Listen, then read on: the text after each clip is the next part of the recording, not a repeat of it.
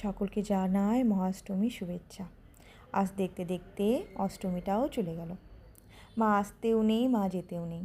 এই কিছুদিন আগে কত ধুমধাম, কত হই হুল্লোড়, মা আসবে, মা আসবে, মা আসবে। আর আজ কেমন জানি গলাটা এখন কেঁপে উঠছে যে কাল বাদ দিলেই তারপরে দিন দশমী। যাই হোক, চলো। গেছিলাম পাঞ্জি বাস স্ট্যান্ড, সার্বজনীন দুর্গাপূজা এখানটাতে হয়। তবে এটা বাঙালি না, এখানে যারা হচ্ছেন ইউপিবাসীরা আছেন তারা করেন। বাঙালিদের যে দুর্গাপূজাটা হয় এখান থেকে আরেক অনেকটা দূরে হয়, তাই আমি আর সেখানে যাইনি, এখানেই এসেছিলাম। তবে যেখানেই যাই না কেন, মা তো মাই হয়, তাই না? সেই এখানে যাই আর ওখানে যাই, মা মা সকলের এক। এখানে এসে মনটা ভীষণ ভালো হয়ে গেছিলো। কিছুদিন থেকে মনটা খারাপ করছিল, বাড়ি যেতে পারিনি কিছু কারণবশত। আর তারপর আজকে যখন এই মায়ের মুখটা দেখলাম, এক ফোঁটাও মনে হলো না যে আমি বাড়ি যেতে পারিনি।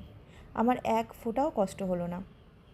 মনে হলো আমি যেখানেই থাকি না কেন, মায়ের পুজো তো আমি দিতে পেরেছি, মায়ের পুজো তো আমি আমার মনের মতো করে করতে পেরেছি, এটাই আমার কাছে অনেক। তো এখানকার নিয়ম কানুন আমি কিচ্ছু জানি না, আমি আমার মতো করে করেছি সবটা। তবে এবারে মায়ের কাছে সবার জন্য নয়, শুধু নিজের জন্য একটাই প্রার্থনা করলাম যে মা, এর পরের বছর আমি যেন তোমার আসার সাথে সাথে আমি আমার মায়ের কাছে যেতে পারি। তাহলে বুকটা এই মুহূর্তে যে ভারটা হয়ে আছে অনেকটাই পরে খালি হবে। যাই হোক, চলো। পুজো দেওয়া কিন্তু আমার কমপ্লিট হয়ে গেল। সকাল থেকে উপোস ছিলাম, ভেবেছিলাম একটু চান জল দিয়ে উপোসটা করব, তবে সেটাই হলো। এখানে একটু চান জল পেলাম এবং সেই দিয়েই উপোসটা করলাম। আর তারপরে এখানে ভগবানের প্রসাদ হিসেবে দিয়েছিল একটুখানি সুজি। এই ভগবানের প্রসাদ খেয়ে মন প্রাণ সব কিছু জুড়িয়ে গেল।